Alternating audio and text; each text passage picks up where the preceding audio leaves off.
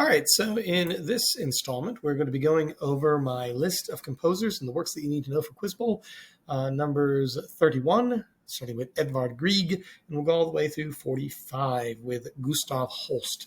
So let's start with Edvard Grieg. He is Norwegian. Why do I put that up there? Because there's this thing in Quizbowl whereby very often certain people are most associated with their nationality. Like, for example, in physics, if you ever hear a Danish physicist, it's going to be Niels Bohr. And if you ever hear like Russian Jewish artist, it's going to be Marc Chagall. And in the way that kind of pigeonholes these various different people and facts about them, you have Norwegians.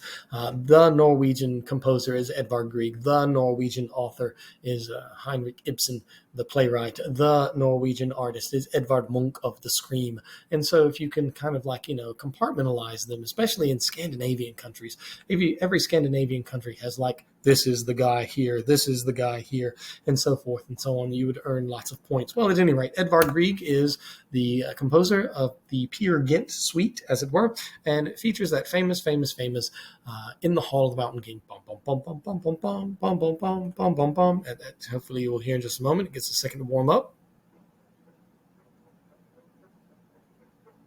You can hear it. It's going to start crescendoing.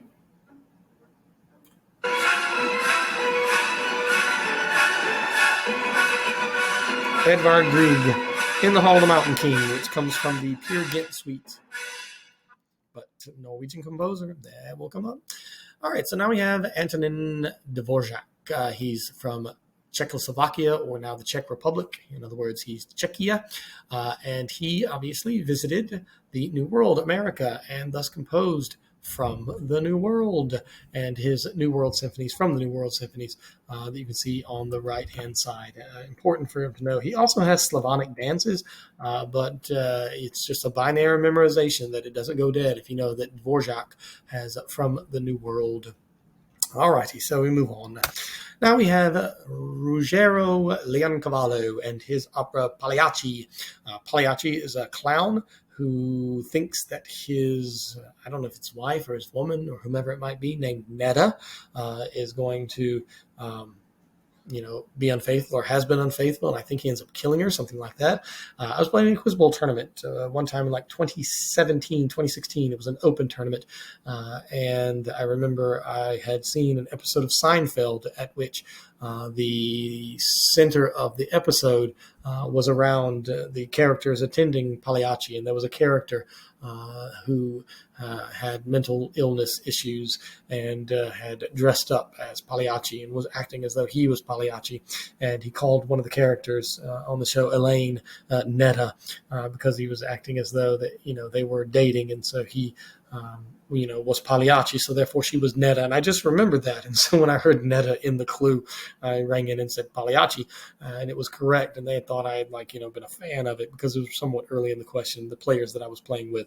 But no, as I'd watched that Seinfeld episode. But it has this famous moment. Oh, we're not going to be able to watch it. But again, it's Pavarotti who sings this aria. I wanted him to sing it for you now, but you've heard it before. It's like da da da da da da da da, and so forth and so on. I know there's a terrible rendition therein, but nevertheless, you have Leoncavallo and Pagliacci the clown. So Giacomo Puccini, along with Verdi, Puccini operas probably come up more than any other for Italians, but he's got several that are incredibly important. You have Turandot, who I think is a Chinese princess. You have Tosca, which I'll be honest, I don't know anything about. Madame Butterfly, which is a Japanese setting. And then La Bohème, which are about these bohemian characters living in Paris. I tell you what, it's going to be worthwhile that we need to go and look this up just to make sure that we know the basics of it, because they really do come up all the time. Look, Puccini's already up. So his most works, we'll start with the ones that obviously go in backwards order, like what I did. Turandot's his most recent, 1924. And so therefore the opera is set in China. It follows Prince Calaf, who falls in love with the cold Princess Turandot. In order to win her hand in marriage, a suitor must solve 3 riddles. So that's what you basically need to know. You need to know Prince Calaf and the Chinese Princess Turandot. So she's a titular character. So that's what you need to know there. For Madame Butterfly, oh, I don't want to do that. There it is, Madama Butterfly. It's based on a short story by John Luther Long, apparently, based on other stories, as it were. So it essentially is going to be a tragedy in Japan, and Madame Butterfly is, I think, then the titular main character, as it were. So you can, read it on your own time and whatnot. But the roles you can see here is that you have Cho-Cho-san, that is Madame Butterfly herself. You need to know Cho-Cho-san, and you need to know Pinkerton, who's the lieutenant in the Navy, as it were. If you want to know the relationship that they have and the pursuit that Pinkerton has for Cho-Cho-san, that's perfectly fine, but you really do need to know the main character's name is Cho-Cho-san, and then, of course, Pinkerton as being the character there. For, we're moving back up, Tosca, you can see it there.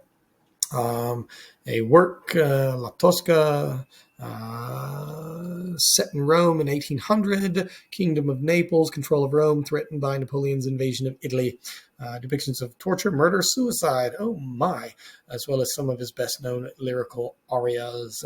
Is this the one that we have Nessun Dorma? It might be the one that has Nessun Dorma. I'm going to look really quickly. Nessun, or is it Nessum or Nessum? Yikes. I don't know. I'm going to look it up real quick, so bear with me.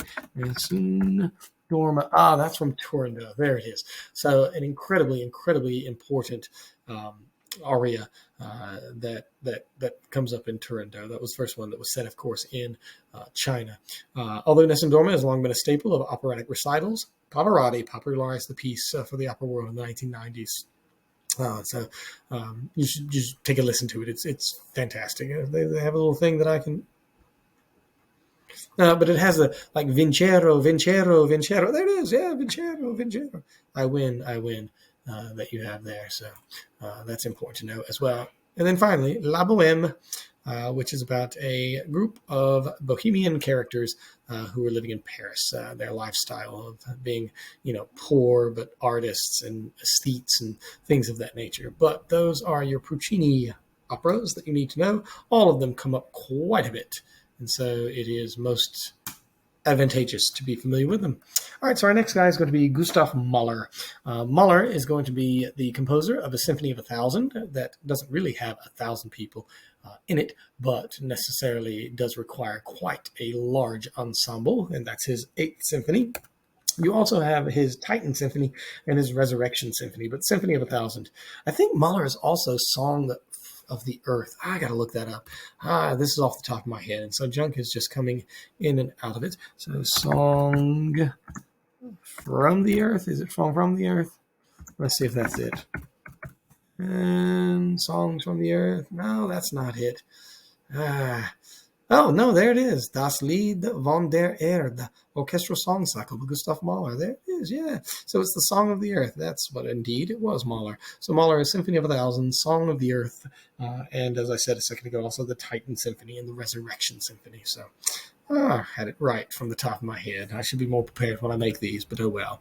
Now we have Claude Debussy. He's a French Impressionist composer, whereas you had the Impressionist artist. He's going to be considered an Impressionist composer, and he has 2 works more than any other that you need to be familiar with. One is, of course, the Prelude to the Afternoon of a Faun, and it has this kind of dreamy, mystical sense to it. It opens up with a flute. That's always a part of the clue that you have, but it is one of, and I would argue, it may be tied with the other one as his most favorite, but or I should say famous. We'll take a listen to it now.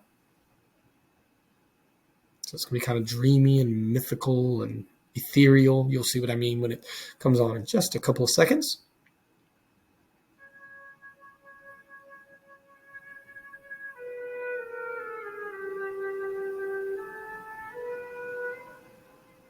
So it's that solo flute. And then I think a harp is going to come in, if I'm not wrong. We'll see in just a second. We'll give it time. I think this is where the harp comes in.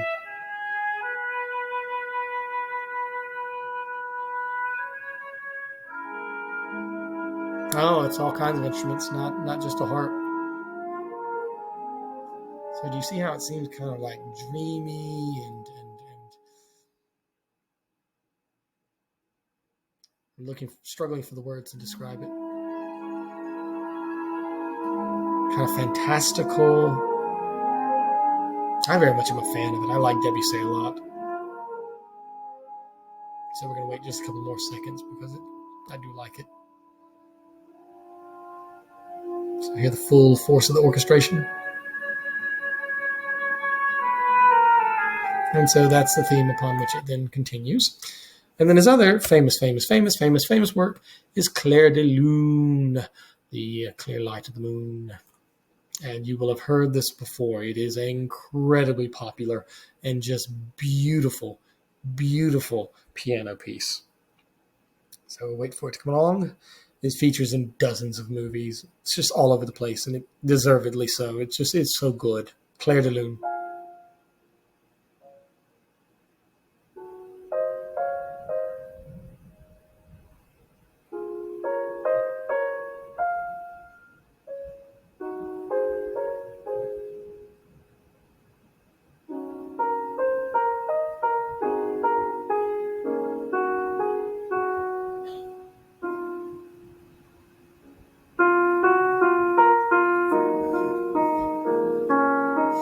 And I'm just letting it play because, like I said, it's just so good.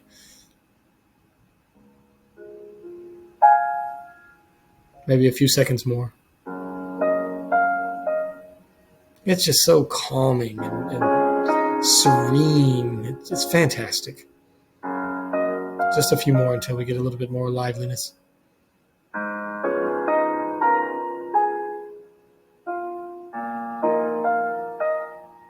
So let's go to the decrescendo, the ba-da-da-da-da.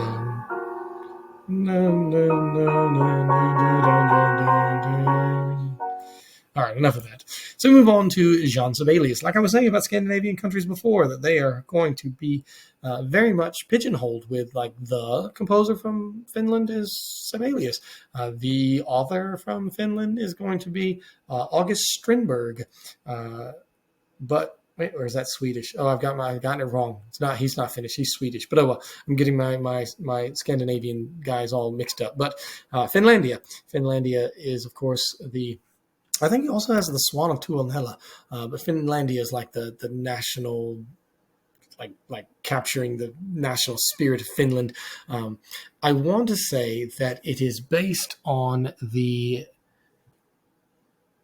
Kalevala. I'm almost positive, but we're going to look it up. The national epic of Finland, the Kalevala. No, Kalevala. I'll mess it up. But here we listen to it. See, it just has that nationalistic thrust. Just like the character of the cold north. There's Finland, Gulf of Bothnia between Sweden and it. And we'll move ahead and get a bit more liveliness.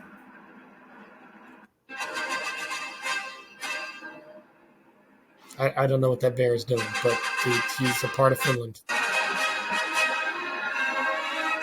There it is. So I want to go back and make sure that I am correct, that the national epic of Finland is the Kalevala, and that Finlandia is a part of that. And Finlandia, see if it's they're looking for the Kalevala. Finland. All right, so I'm going to control F it. Is it the Kave? I don't like it. I'm kind of goofing it up now. Let's see here. Let's see his major works. List of compositions. Well, maybe it's down here. He also has the Lemminkainen Suite. Oh, there it is. The Lemminkainen Suite. Is that the one based on the Kalevala? Or is it the Swan of Tuonela? That one might be. I'm having troubles here. So I have the Swan of Tuonela. That comes up. Oh, there it is. Finally, I hit upon it. It's the Swan of Tuonela and the Lemminkainen Suite that is based on the Kalevala. You can see it right there, the very last word in this little insert that I have there, the Finnish mythological epic, the Kalevala. So it would be the Lemminkainen Suite, of which the part is the Swan of Tuonela. So there it is. It's a tone poem. So you need to know more than just Finlandia. Also, you should know the Lemminkainen Suite, and then, of course, the part of it, the Swan of Tuonela, for our guy Sibelius. All right, so I'm glad I did that. Fixed it all. So going back, and now we have Edward Elgar. He has the Enigma Variations and Pomp and Circumstance. You have heard Pomp and Circumstance because we're going to skip to 150 like it says to. And there. So here it is. That's it. Elgar. Excuse me. That's what they play at graduation. So there it is. Edward Elgar, Enigma Variations, and Pomp and Circumstance. Now we come to Richard Strauss and why we have to distinguish between the Waltz King Johann Strauss and Richard, the composer of tone poems. He has, of course, Don Juan, or Juan, if it's Lord Byron, a tone poem, but his most famous work is also Sprach, Zarathustra. This, of course, is the piece that it should be here. Yeah, there we are. That opens the movie 2001: A Space Odyssey, a Stanley Kubrick movie. So let's take a listen really quickly and should get right to the point.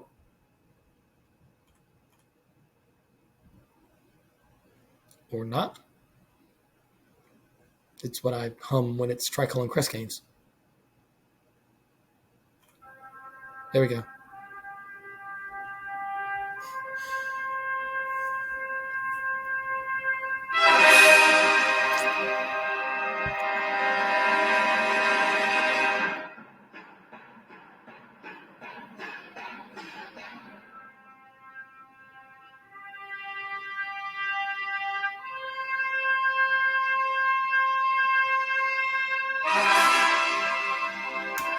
Also, Sprach Zarathustra, the tone poem, or not a tone poem, but the work by Richard Strauss. It opens 2001: A Space Odyssey. Just as a little bit of an aside, Zarathustra is another name for the main figure within Zoroastrianism. Zoroaster, that's his name, Zarathustra.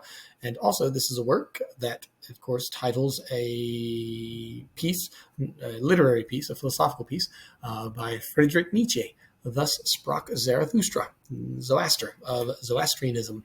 Now we come to Maurice Ravel, a French composer who orchestrated Mussorgsky's piano.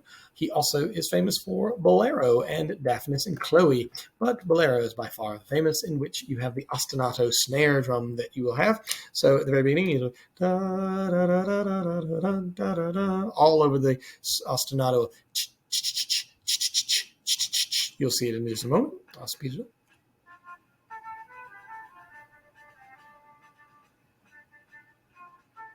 So it's like a singular instrument, but then it's going to be a whole crescendo for like however long it is. What is it? 14 minutes. See? Speed up a little. And you always hear that snare ostinato that comes up all the time. Bolero.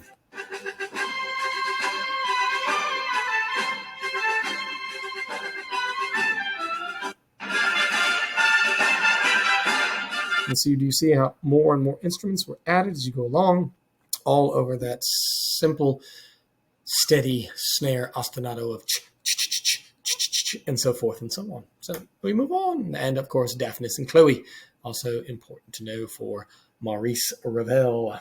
So we're almost to the end of this selection. Oh, is it not working? There we go. We go now to Ralph Vaughan Williams. He is an English composer, and he has Pastoral Symphony No. 3, but he's most famous for the Lark Ascending. I am a fan of the Lark Ascending.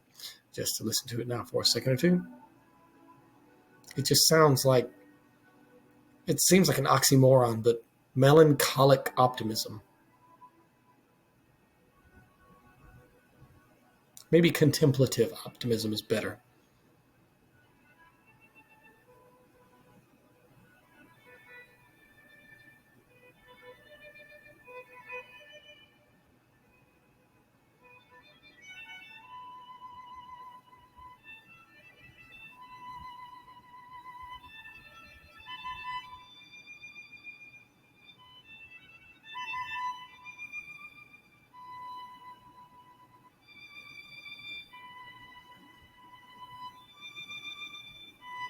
Let me skip ahead.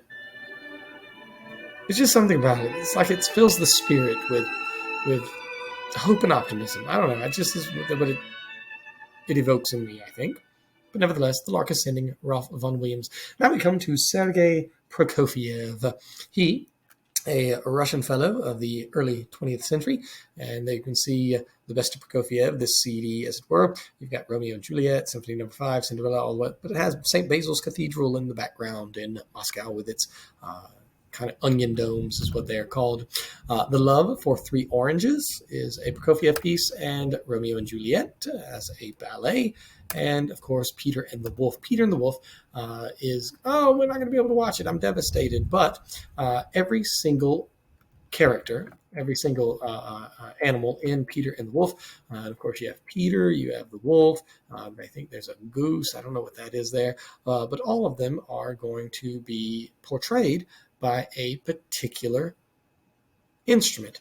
And so as the piece is playing, it's telling a story of Peter and the Wolf, of how he, I used to listen to it quite a bit when I was a kid, and there would be a narration, and the music would obviously, accompany it. And somehow Peter goes out hunting, and he gets, encounters a wolf. You can see him up in a tree, and like some hunters come along, and I think there's a grandfather, and I think there's like a duck involved, and each one of them is represented by a different instrument. I encourage you to go listen to it. I'm devastated that we're not going to be able to obviously listen to it here, but as I said, note especially the first 3 minutes as the instruments are paired with their characters, and it was fantastic. I used to listen to it a lot when I was a kid. But Peter and the Wolf by Prokofiev. Now we have Sergei Rachmaninoff, who is a composer. When I was in either high school or college, I went to a concert in which the music of Rachmaninoff was being played, and they gave, like, in between pieces, interesting facts about it. His mother was kind of nuts, and his mom would act as though she was passed out on the floor, and if he just thought that she was playing around again and didn't take it seriously, she would get mad and berate him.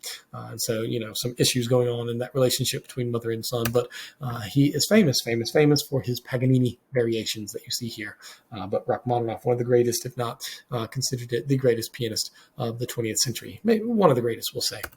All right, so we're almost to our end. We have now Bela Bartok with Duke Bluebeard's Castle.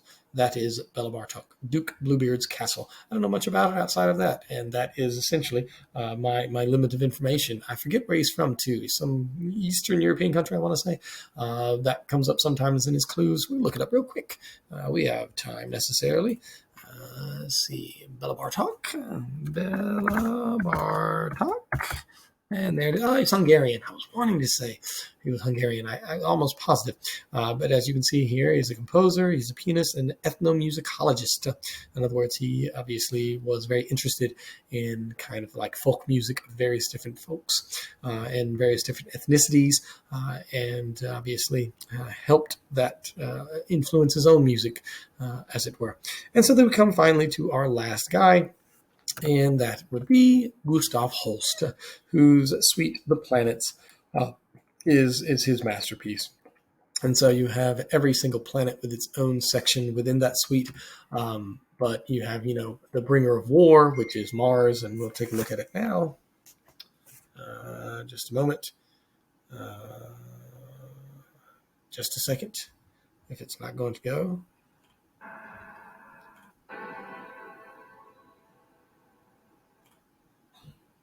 It seems to be struggling, but this is, there we go.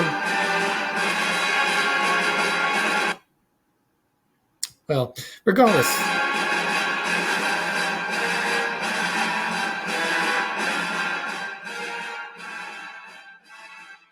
but Jupiter is the bringer of jollity. And if you were to go quickly, just look it up, you could see obviously what each of those various different ones were represented by. So at any rate, hopefully you are prepared now a little bit more to answer questions correctly in Quizbowl, and especially concerning music. And once you get it down, then you'll be well ahead of the game from most people, because you just don't encounter this stuff in regular school.